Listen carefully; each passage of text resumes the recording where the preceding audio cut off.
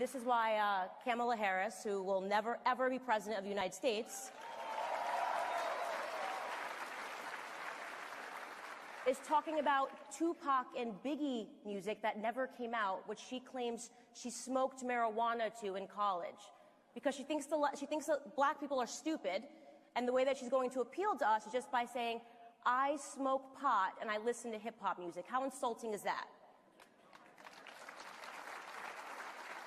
This is why Hillary Clinton, who is still not the president of the United States,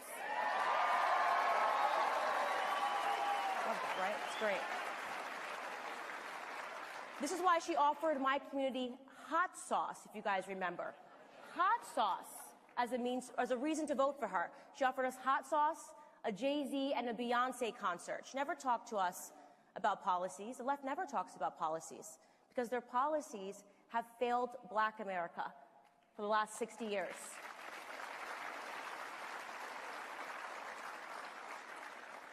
The truth is that the left and the Democrats never, ever, ever, ever want to fix Black America because they stump on our issues year after year. If they fixed our issues, they would have nothing to stump on or to talk about.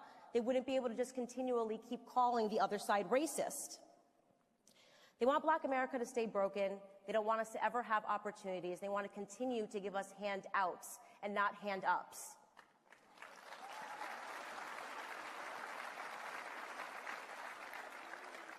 Never in a million years did the left predict Donald J. Trump, and I'll tell you what they also are not predicting.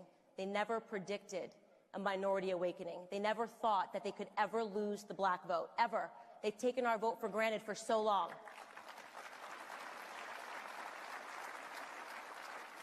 But things are starting to change, and they're starting to change because, and I'll tell you guys what the magic secret is. I'll tell you how I've been able to transform so many hearts and minds in the minority community. The secret is that I simply tell them the truth. The truth is on our side as conservatives. Truth number one, America is not a racist country.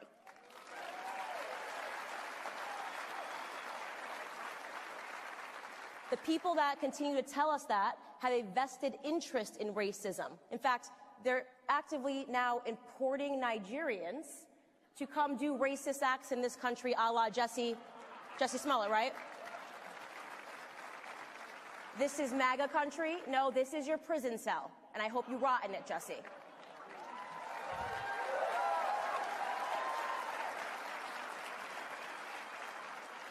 Truth number two, abortion is murder.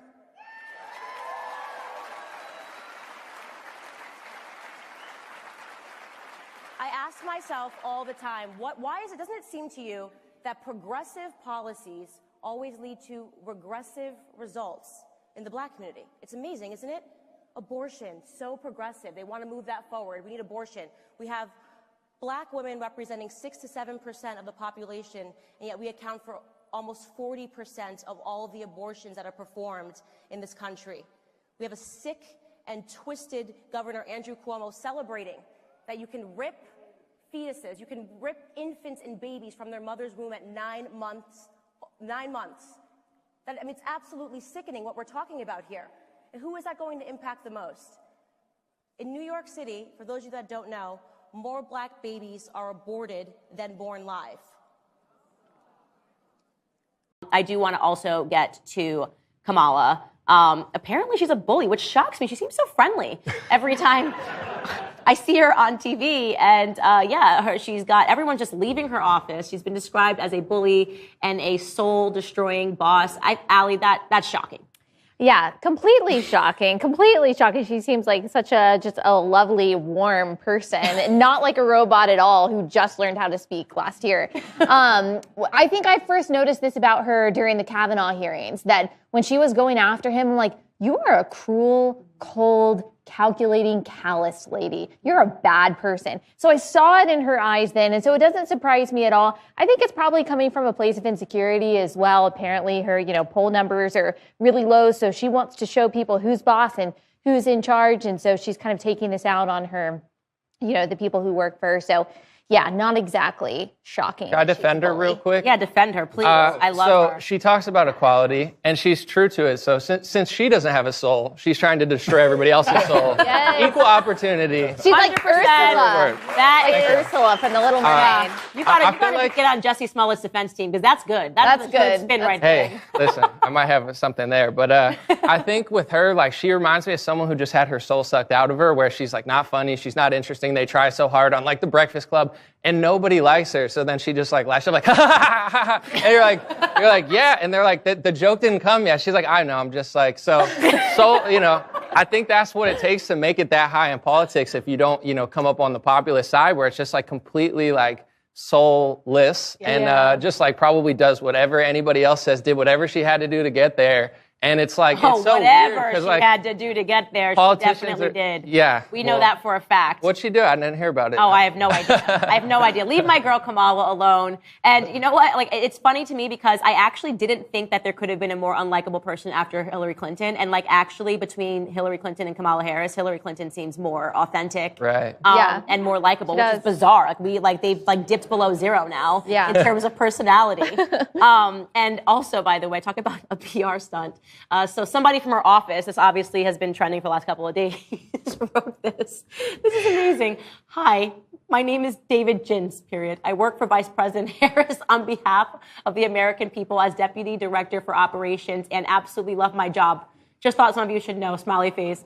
Like, obviously, he has a literal gun to his head. I was about to say, definitely not a hostage note at all. My favorite thing about this picture is Hi, that my name is David Jins. on the wall, there's a picture of Kamala Harris and Doug Emhoff, which is like hung directly on like the easing of the door. Who Like, puts that nobody would kind of put picture in a frame? that- North right, Korean dictators. Right, this is like, it's like, we're totally not just hanging this here for this photo. There's trash You know, in and the he's sitting there. Like, I wouldn't be surprised if Kamala Harris is like standing off the screen, like off the camera right here with like a gun just pointing at him. Take the picture, Doug. Take Hi. the picture right now. Hi, my Everything name is fine. David James. This is the not how most- human yeah. beings tweet, by No. the way. It's just not. I thought how this was. human I beings thought tweet. this was fake. I thought this was a fake tweet. It might be. Who knows? And I had to actually reach out to I talked to some people in the White House. I'm like, that's not real. They're like, no, that's like he actually tweeted. How many of your employees have a frame of you and your husband? None of you know? them. Yeah. That's just totally. Like the Candace Owens show, it's just like you guys like smiling, and they're like, "I'm just thrilled to be here." They're I like know. every That's one- day. and the eyes Find fo- yourself an employee like that. That Like loves the eyes you follow as much you as as you that guy walk loves around you. the room, and it's like a direct, line to, her camera on her phone or something. This was a bad PR stunt. This just was not executed correctly. They've got to get more people hired on her team that can do a better job than this. We will continue with the show in just 1 second, but first, we need to discuss protecting your retirement. I'm getting sick of the news. Every day the left is trying to make another money grab, whether it's looking at your accounts or taxing your unrealized gains. There's no shortage of their creativity when it comes to taking your hard-earned money to fund their expensive, radical agenda. I've been telling you for a while now, you are making a mistake if you are not diversifying your savings. Start taking control of your savings by holding gold in a tax-sheltered account or holding gold in a safe at your very own home. Get it from Birch Gold, the only company that I trust and recommend. When you buy gold from Birch Gold by December 23rd, they'll send you free gold for every $10,000 that you purchase. With thousands of satisfied customers and an A+ rating with the Better Business Bureau, you can trust Birch Gold to protect your savings. Text Candace to 484848 to claim your eligibility for their free gold with purchase offer by December 23rd. That's Candace to 484848 and protect your savings today. We got to switch gears, though. Talking about politics, we have to talk about what is going on in NYC right now. There's a lot going on. I mean, I can't say enough about Bill de Blasio and how he really just turned out to be. I think he will go down in history as the worst mayor of NYC.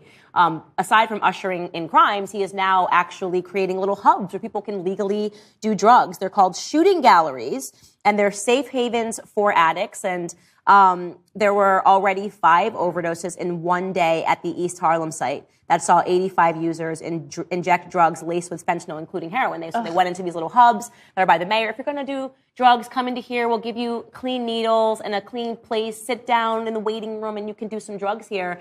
And already you have overdoses. I mean, I don't even know what to say. This is so satanic and evil and backwards to me. I actually cannot believe that he is doing this. It just breaks my heart. Like, I just have a pit in my stomach. I mean, these are human beings. And can you imagine being like working at one of these centers and allowing, enabling, and almost encouraging this kind of thing that destroys lives? I mean, these people probably have children. They might have families. I mean, think about how many families and lives you're ruining by enabling this kind of thing. It really makes me sad. It really is sad. And you think that this is it. I mean, no, he's just on a campaign. He's trying to do as much as he can before he's replaced in January. Thanks for joining me on this segment of Candace. If you'd like to join the Daily Wire's fight against the Biden administration's unconstitutional vaccine mandates, head to dailywire.com/do-not-comply and sign our petition today. A collective effort for a more equitable and understanding society. A moment of reckoning, it invites the audience to reflect on the role of digital platforms, societal values, and the imperative for comprehensive action. These efforts to shut you down when you speak publicly on issues that you care about under the protection of the First Amendment, are they peaceful? No, they're really scary. They threaten us online perpetually. I receive threatening letters to my home when the media drums up narratives and pretends that I hate black people or that I hate gays or that I hate Muslims with no evidence supporting any of those claims. What they're inviting is for people to think it's okay to be violent towards me when they see me. They want to make it an act of virtue for people to be violent towards black conservatives that are outspoken. And there are on occasion false accusations and staged hate crimes. What impact do those have on actual, real hate crimes? It makes it harder, I think, for people to come forward or for people to believe it.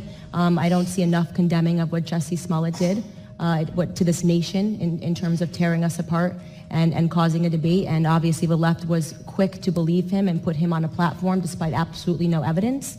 And it just makes it harder. Again, it just makes it harder for us to come together as a nation, which I think is what the president is trying to do, bring everybody together. And Ms. Owens, are you familiar with the case of Isabella Chow, who is a UC Berkeley senator who was harassed because of a position she took? I'm not.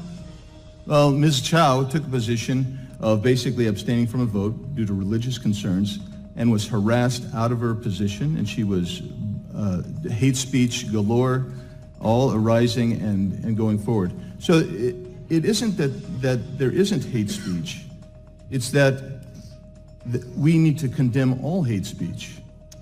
That's thoughts? correct. I definitely agree. We need to condemn all hate speech. There's only one type of hate speech like that they like to talk about and give a platform to. There is a double standard in this country, and that double standard, I think, is being felt the most by black conservatives, the Jewish community, and Christians. And so, Mr. Klein, thank you, Ms. Owens. Mr. Klein, you remember the chairman agreeing to give you an extra 30 seconds because of the interruption that you experienced during your opening statement. And then do you remember being gavelled down by the chairman once you began speaking of the anti-Semitic remarks by a member of Congress? And we've just timed this. You only got 12 seconds. I have 30 seconds left, and so I'm going to give you those 30 seconds that you were promised and were denied. Well, I am deeply pained that after a congresswoman from Minnesota called Israel evil, hypnotized the world, Israel's an apartheid state, Jews use their money to promote what they want out of Congress, that this woman was defended by leaders. Convene really powerful influencers that represent, television shows, from actors to musicians. Like, they really have a pulse of the people. And I truly believe that some of our elected officials are learning from you that policy alone, without using culture to actually shift hearts and minds of people, doesn't really make the mark for us. So can you talk to us, because we are in the room, in the epicenter of black culture this weekend, and there's a lot of folks in here, in particular black women, how y'all doing, who are in this room who want to take action. They want to protect their rights. They want to be able to move and channel their energy in very intentional ways. What are some of your ideas as to how we can do that, and how important do you think culture is in particular to help us do that? Well, I think culture is a reflection of our moment and our time, right? And present culture is the way we express how we're feeling about the moment. And and we should always find times to express how we feel about the moment that is a reflection of joy, because you know, it comes in the morning. We have to find ways to also express the way we feel about the moment in terms of just having language and a connection to how people are experiencing life. And I think about it in that way too. And we also, I think it's very important that leaders, anyone who considers themselves a leader, really understands how anything they say would affect a real human being, as opposed to, you know, otherwise be a poet and write poetry. But if you want to understand, I don't mean to dismiss poetry at all, but if you want to understand any concept, you have to ask questions like, how would this affect a child? To have a real understanding of what it is that you propose. And culture helps us do that, because you sit down with Keke Palmer and you're going to have a real conversation about, about a variety of issues. But I think it's so important also just to be present. We have to be present. And in this moment, I think there's a perversion in some ways about what it means to have strength. Some people would suggest that it is a sign of strength based on who you beat down, when I think most of us know the real sign of strength is based on who you lift up.